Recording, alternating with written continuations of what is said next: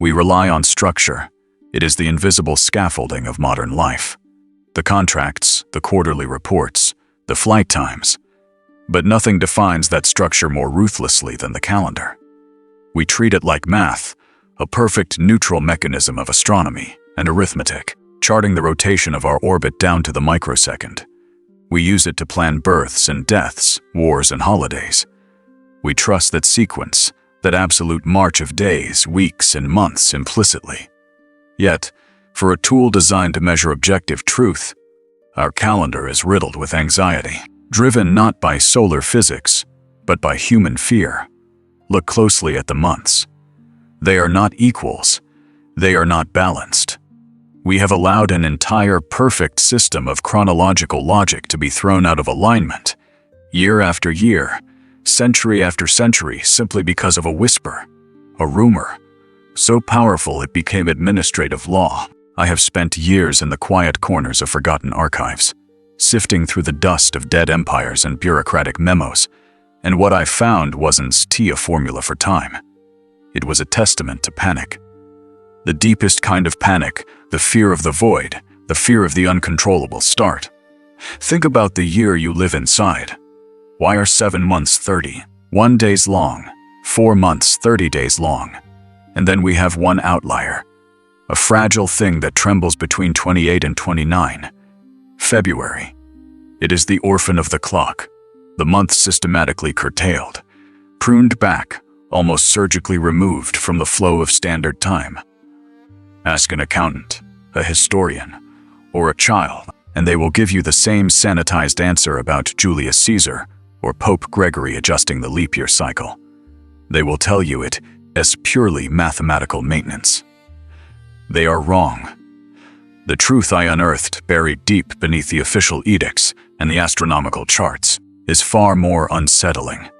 The reason February is always deficient, the reason the most technologically advanced nations on Earth still adhere to this bizarre asymmetrical rhythm, has nothing to do with saving the harvest or aligning the solstice. It has everything to do with something ancient man fundamentally misunderstood and intensely feared: the concept of nothingness.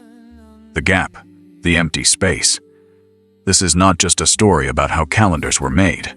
It is a story about how deep superstitions became cemented into the infrastructure of logic itself. I will show you the exact forgotten date, the specific point in history, when our ancestors decided that a certain number was too dangerous to be allowed in the tally of the year, deeming it unclean, a port of entry for chaos. And they built a system designed to systematically avoid that numerical ghost. We laugh at those who avoid walking under ladders or breaking mirrors. Yet every year, we collectively, globally participate in a ritualistic curtailment of time, a superstitious offering made to the specter of winter's end. You will see how this archaic dread, the fear of a season defined by death, cold, and decay, was codified into the very banking schedule, the fiscal quarters, and the holidays you observe today. The calendar we inherited is a shield, an administrative exorcism designed to ritually cleanse the year of its darkest phase, and it requires a sacrifice of days to function. I remember the moment I saw the marginalia in the 17th century parish record, scribbled next to the account of a local epidemic, detailing the mandatory cleansing of the count. It showed me that the calendar isn't a tool of measurement. It is a prophylactic spell cast against the return of the dead. It is an act of spiritual maintenance masquerading as mathematics. And once you understand funny why that specific month had to be cut short, once you see the genuine terror that drove the architects of our time system, you can unsee the irrational fear that guides every single day you live. We live in the shadow of a forgotten dread, trusting an edited chronology designed to keep ancient evils locked away in the gaps. If the map of our year is fundamentally based on a profound superstition, an attempt to ritually avoid the dark heart of the annual cycle, then the question stops being about math and becomes something far more unnerving.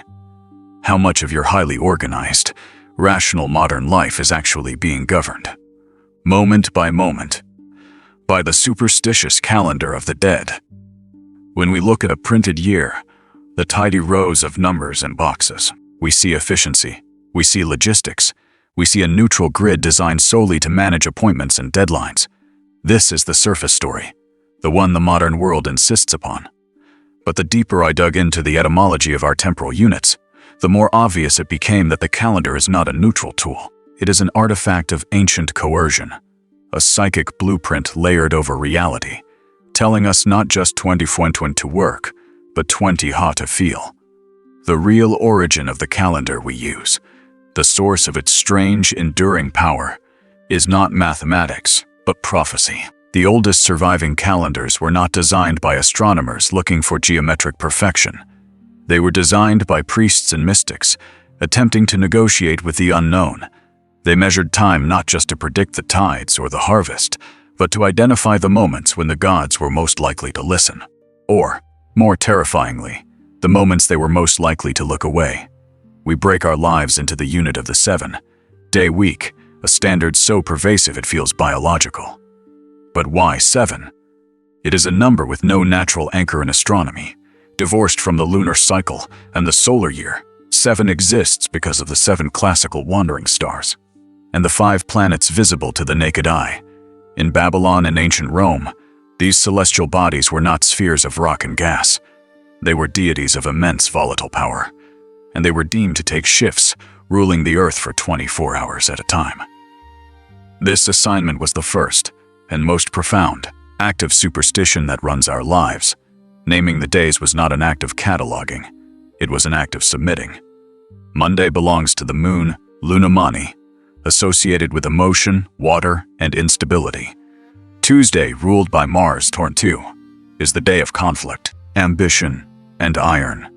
Wednesday is the day of Mercury, Duntiodine, the messenger, the trickster, a day for travel, commerce, and cunning deals.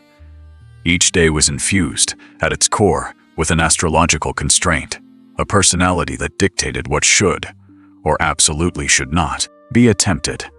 We carry the ghost of this knowledge, perhaps subconsciously, in the way we dread certain days and crave others. Why does the Monday morning feeling exist? Is it merely the end of the weekend, or is it the residual memory of a time when beginning any venture under the dominion of the fickle? Emotional moon was considered fundamentally unlucky. If the moon rules, instability rules. Starting a great work on Monday was, for centuries, inviting emotional turbulence. It is Saturn, however, who provides the deeper shade of the calendar. Starkness, Saturn's day, was the day of melancholy, restriction, harvest, and inevitable conclusion. This day was explicitly set aside as a day of enforced rest, a time when activity was dangerous because Saturn demanded quiet reckoning. It was the first structural imposition of downtime, mandated by cosmic fear, not by physical exhaustion. But the real heart of the superstition lies in the concept of the Findi's Atri, the black days. In ancient calendars, these were not just unlucky, they were marked with black stone, explicitly forbidden for any public or significant action. These days were not tied to regular cycles. They were inserted based on forgotten historical defeats, theological failures, or moments when the priests' readings suggested the celestial portents were entirely hostile. Imagine a government with the power to arbitrarily declare a trading day unlucky, and therefore illegal for commerce, marriage, or war. This is the foundation of our calendar. It was a mechanism of control disguised as divination. If you could convince a population that fate itself was against them on a given Tuesday, you didn't need soldiers to shut down the market. You only needed a mark on a stone tablet. We have rationalized these dates now.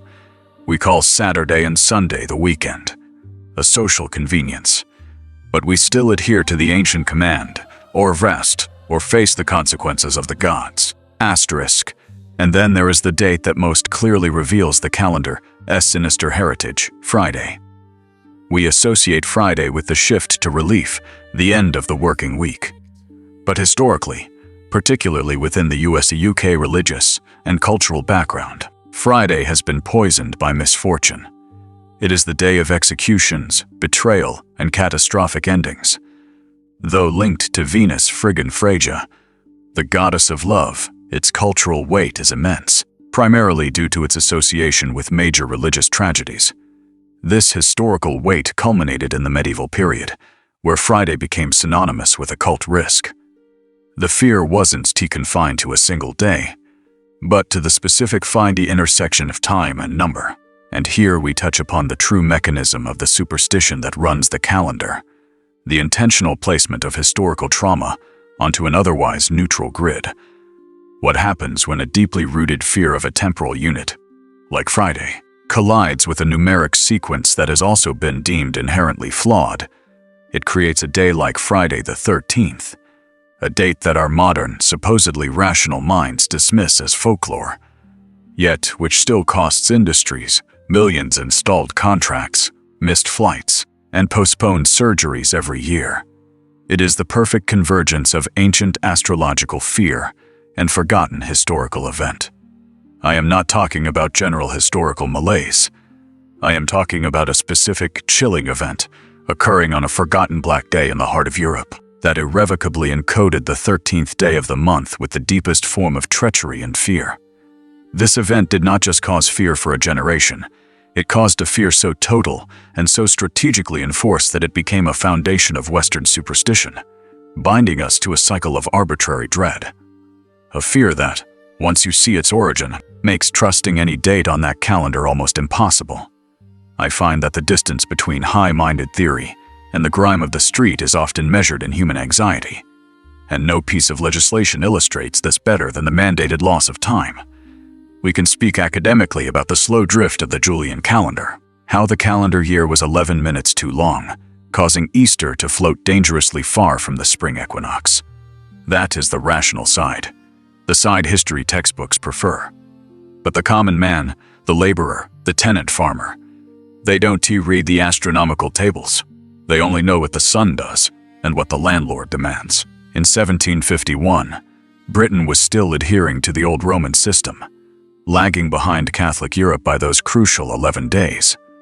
Parliament finally decided to catch up, passing the Calendar New Style Act of 1750. It was a victory for logic, a triumph of European alignment. But when the clock struck midnight on the 2nd of September, 1752, logic was drowned out by terror.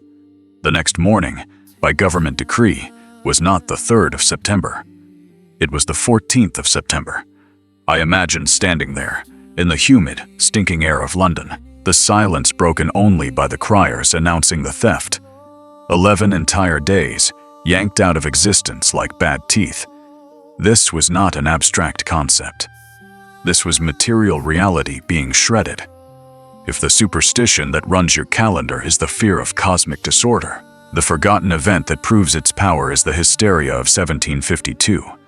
The headline, though never formally printed in the papers, which were mostly state, controlled and eager to downplay the chaos, became the rallying cry of the mob, shouted in the darkest alleys of London and the cobbled market squares of Bristol. Asterisk, give us back our 11 days. Asterisk, the official history dismisses this panic as simple ignorance, a misunderstanding of mathematics, but that as a convenient simplification designed to protect the ruling class. The fear was layered, deep, and utterly rational for the 18th century mind. First, there was the immediate financial panic. If you were a servant paid quarterly, where you owed a full 3 months, wages for a period that was now 11 days shorter. Landlords demanded rent on the traditional quarter. Days, Lady Day, Michaelmas. But if the calendar had moved, had your debt moved with it? Had the government just legislated a pay cut, or worse, a sudden acceleration of your due date? The extended reasoning here moves beyond economics and into philosophy. For centuries, the common folk believed the calendar was a divine contract, a predictable, structured reality enforced by God and the monarchy. To tamper with it was not merely poor bookkeeping. It was an act of blasphemy, a human intervention into the mechanism of the cosmos. If they could steal 11 days, could they not steal your soul, or the remaining years of your life? The fear was until that time had changed. The fear was that the people who controlled your life had proven they could literally rewrite time itself. I have spent hours sifting through the reports, many of them embellished, but containing a kernel of visceral truth, of the subsequent unrest, There were genuine, violent outbreaks fueled by jinn and cosmic panic. People rioted not just for their wages, but because they genuinely believed their government had conspired with the devil, or worse, with foreign powers, to throw the natural order into chaos. It is said that prominent figures who supported the bill became targets when Lord Macclesfield, who had expertly argued the scientific necessity of the change, ran for election. The opposition, masters of populist manipulation even then, used the calendar change against him. Their slogan, echoing the furious chant of the streets, was simple: "You stole our time, now pay the price." The election was marred by drunken mobs demanding their time be returned. The very notion that a politician could tamper with the rhythm of the seasons became an indelible black mark. Think for a moment about the power of that forgotten superstition. In the mid-18th century, in the heart of the Age of Enlightenment, the political fate of men was being decided by the popular belief that 11 days had been physically removed from the span of human existence. This collective hysteria shows us how fragile our manufactured reality truly is. If the calendar is a superstition, then the law that enforces it is merely institutionalized magic. And when that magic fails, or when it is perceived as malicious, the foundations of society tremble. What I find most chilling is not the chaos itself, but the deliberate, systemic forgetting that followed.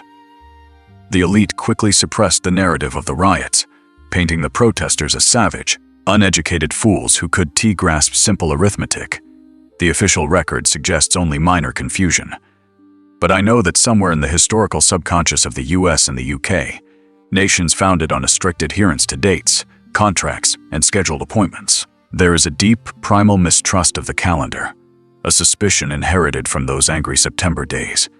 We use the Gregorian system, but we remember, on some level, that our time is arbitrary, subject to decree, and that once, long ago, the government stole from us. They stole 11 days, and if they did it once, what prevents them from doing it again? When I looked closely at the history of those unlucky days and how they functioned in society, not as random happenstance, but as predictable, scheduled disruptions, I saw the gears grinding behind the curtain. We had established that the dates were often rooted in forgotten economic and political conflicts, dressed up in religious robes. But the deep superstition, the one that truly runs the calendar, is not about what we believe happened civic date. It is about the absolute, unquestioning belief that the date itself is true, that it is fixed, unchangeable, and objectively measured. This belief, I discovered, is a grand, beautifully designed lie. If you trace the story of the modern standardized calendar, the one that governs global finance, airline schedules, and every tax deadline in the English-speaking world, you end up not in the quiet observatory of an astronomer, but in the anxious, pressurized chambers of political power. The shift from the erratic, drift-prone Julian calendar to the current Gregorian model in 1582 was not just an adjustment of minutes and seconds. It was an act of aggressive, high-stakes administration built on an unspoken premise that society must trust the clock implicitly, even if the clock is rigged. When Pope Gregory III issued his papal bull, the Vienna Gravissimusi, the goal was ostensibly to fix the drift that was pushing Easter further and further away from the spring equinox. But this was merely the spiritual justification for a massive, disruptive political intervention. To realign the calendar, 10 full days had to vanish.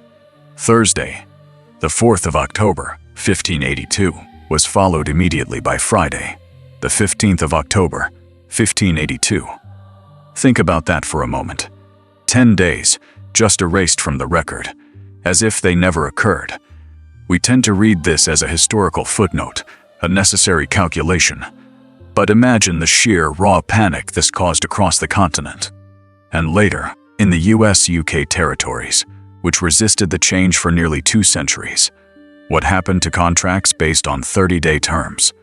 What about interest due on loans? Rent due on the 1st of November? Were those 10 lost days included or not? Were you suddenly 10 days short on your lease? The economic chaos was immense, far outweighing the subtle adjustment of the heavens. People rioted. They genuinely believed that their lives had been shortened, that their wages were being stolen. This wasn't superstition reacting to bad luck. This was a deep, visceral distrust of the central authority, its ability to manipulate time itself. And that, I realized, was the core truth. Our calendar is fundamentally a tool of institutional control, solidified by an action that proved its arbitrary nature.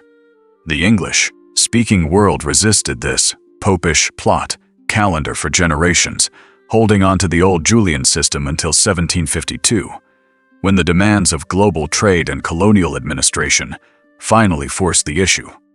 When Britain and its colonies finally adopted the Gregorian calendar, they didn't lose 10 days. They lost 11. The 2nd of September, 1752, was followed by the 14th of September, 1752. Again, riots exploded. The famous, perhaps apocryphal, rallying cry of the mobs was, "Give us back our 11 days."